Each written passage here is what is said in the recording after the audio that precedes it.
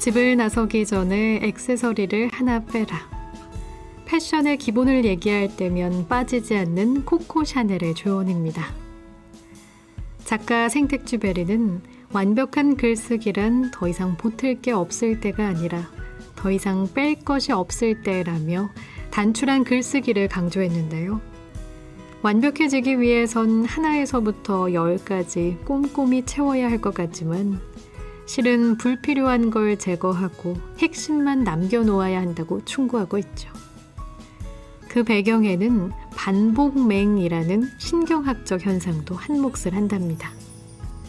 반복맹은 뇌에 비슷한 시각 이미지가 지나치게 들어오면 커다랗고 희미한 하나의 형체로만 인식하는 현상인데요. 반복맹을 경험하지 않으려면 비슷한 이미지를 없애야 한다네요.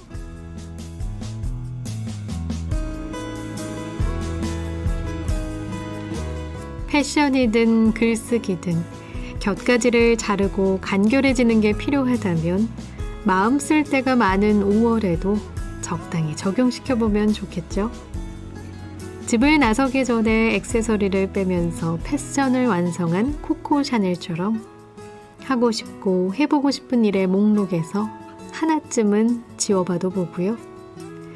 과한 수식어를 지우며 군더더기 없는 글을 완성해낸 생텍쥐페리처럼 꼭 필요한 마음과 일만 챙기면서 5월 그리고 오늘도 더 가볍게 즐겨보셨으면 좋겠습니다. 어서 오세요. 여기는 팝브런치입니다.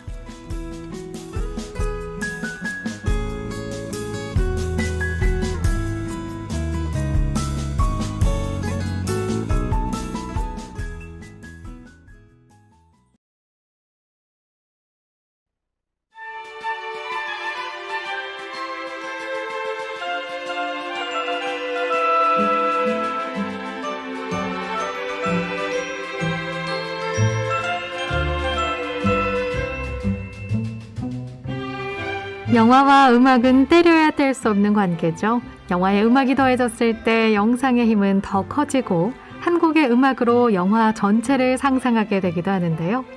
이 시간 영화를 더 빛나게 하는 조연 같은 주연, 영화 음악의 모든 것을 알아봅니다.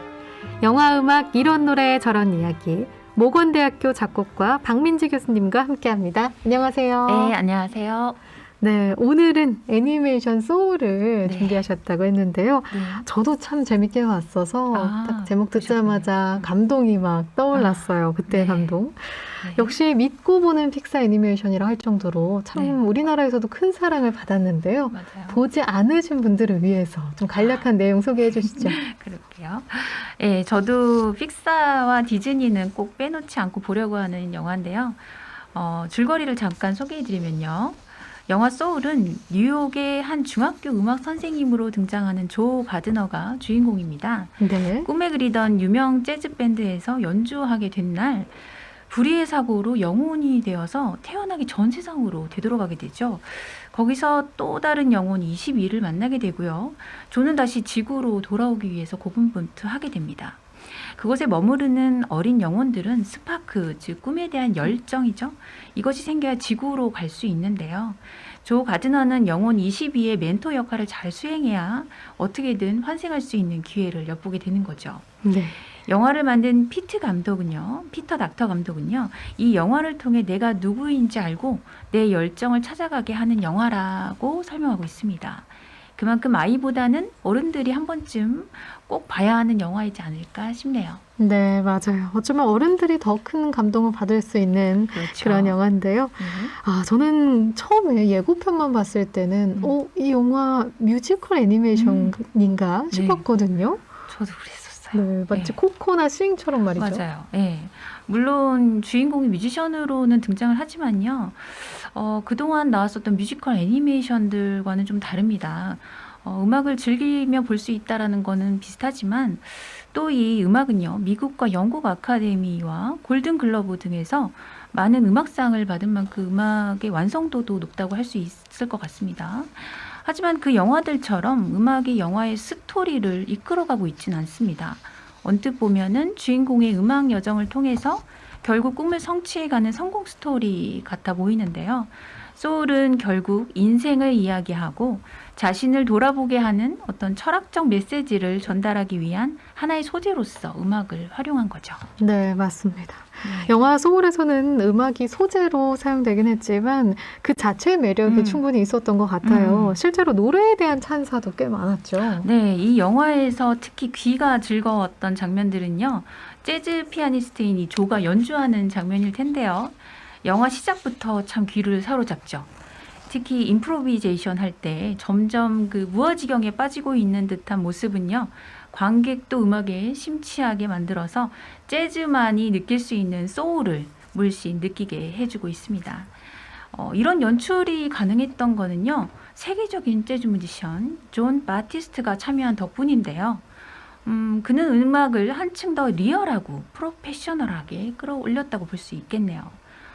저는 사실 보는 내내 이 조 바드너와 존 바티스트가 너무 닮아서 마치 그의 음악 인생을 보고 있는 듯한 느낌이었는데요. 네. 그도 그럴 것이 제작진이 존 바티스트의 연주 동영상을 열심히 분석해서 그 손가락 움직임부터 호흡까지도 완벽하게 담아내려고 노력했다고 하네요. 그렇군요. 저는 모르고 봤었는데 영화를 네. 볼 때 둘을 비교하면서 보면 또 재밌을 것 같다는 생각이 재밌으실 드네요. 거예요. 예. 네, 참고하시길 바랍니다, 네. 여러분.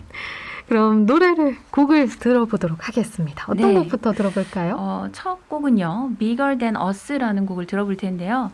조가 그토록 원하던 도르테아 윌리엄스 밴드와 일종의 테스트를 본 날 자신의 연주에 완전히 몰입하게 되고요. 깊은 소울에 빠지게 되는데 그 모습을 봤던 그녀가 그의 실력을 알아보게 되고 같이 연주해 줄 것을 청하게 된 음악입니다.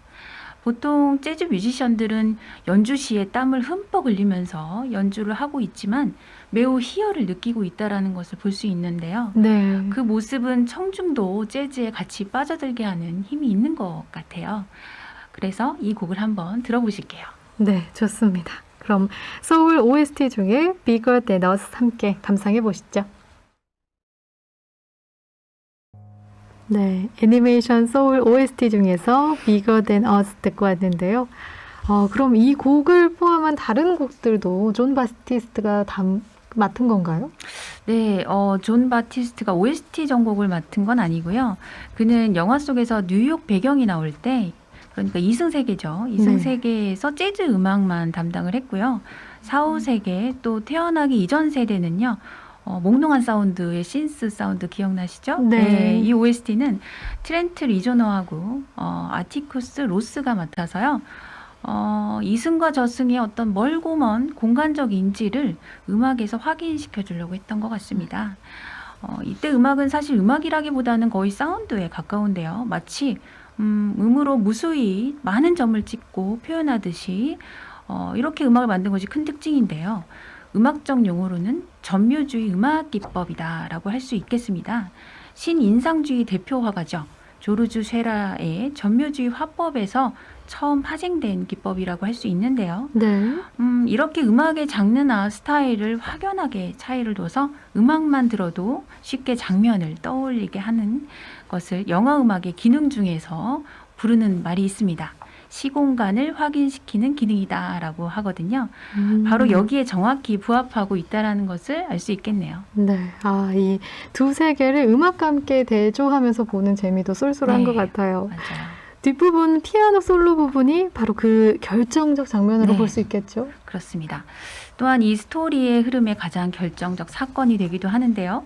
그 순간 조는 이제야 꿈을 이루게 되는구나 라고 신이 나서 막 뛰게 되는데요. 너무 신난 나머지 정신없이 뛰다가 하수구에 푹 빠지게 되고 몽롱한 음악과 함께 영혼의 몸으로 바뀌게 됩니다.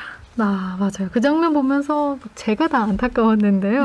하지만 결국 그게 주인공 조에게 큰 깨달음을 얻게 되는 계기를 마련해 주죠. 그렇죠. 예. 보통 우리는 꿈을 이룬 삶은 성공한 삶이라고 생각을 하는데요. 영화에서도 그렇게 표현을 하고 있고요. 하지만 잘 생각해 보면 꿈은 하나의 목표이자 목적이지 삶의 전부이자 종착지는 아니거든요. 그런 조에게 도르테아 윌리엄스가 이런 말을 합니다. 젊은 물고기가 나이든 물고기에게 바다가 어디냐고 묻는데 나이든 물고기는 지금 네가 있는 곳이 바다야 라고 말해주지만 젊은 물고기는 여기는 그냥 물인데 내가 원하는 건 바다야 라고 말이죠. 그 말을 듣고 조는 텅 빈 방 안의 피아노 앞에서 다시 생각에 젖게 됩니다. 그러면서 그의 어릴 적 모습이 플래시백으로 스쳐 지나가게 되는데요. 꿈을 이룬 지금보다 매 순간순간마다 열심히 살아왔던 그 의지가 더 행복했다는 것을 알 수 있게 되는 거죠. 네, 맞습니다. 그 네. 감동이 새록새록한데요. 아우, 그새 제가 또 그 깨달음을 잊고 네. 있었다는 생각이 듭니다. 다시 한번 봐야겠어요. 네. 그럼 어떤 곡 들으면서 이 시간 마무리해 볼까요? 네, 마지막 곡은요. 존 바티스트의 It's Alright을 준비했습니다. 영화 엔딩 크레딧에 삽입됐던 곡으로요. 경쾌한 스윙 리듬의 대중적인 멜로디가 귀에 쏙 들어오는 노래인데요. The Impressions의 1963년 곡을요. 재편곡해서 부른 곡으로 이미 많은 가수들이 리메이크한 곡이어서 다양한 버전으로 들어보셔도 좋을 것 같아요. 첫 소절에서 Say It's Alright이라고 한 것처럼 이 노래는 우리에게 다 괜찮아 라고 영화가 마지막 이야기를 들려줍니다. 저는 이 노래를 듣고 마음의 위로를 받았었는데요. 우리가 숨쉬는 이 시간은 지나가 보면 다 가치 있는 삶이기에 오늘도 최고의 순간임을 느끼면서 행복한 하루를 보내시길 바라겠습니다. 아, 너무 좋은 말인데요. 네. 네. 오늘을 느끼면서 행복하게 보내시길 바라겠습니다. 그럼 이 곡 들으면서 영화, 음악, 이런 노래, 저런 이야기 마무리할게요. 모건대학교 작곡가 박민지 교수님 고맙습니다. 네, 감사합니다.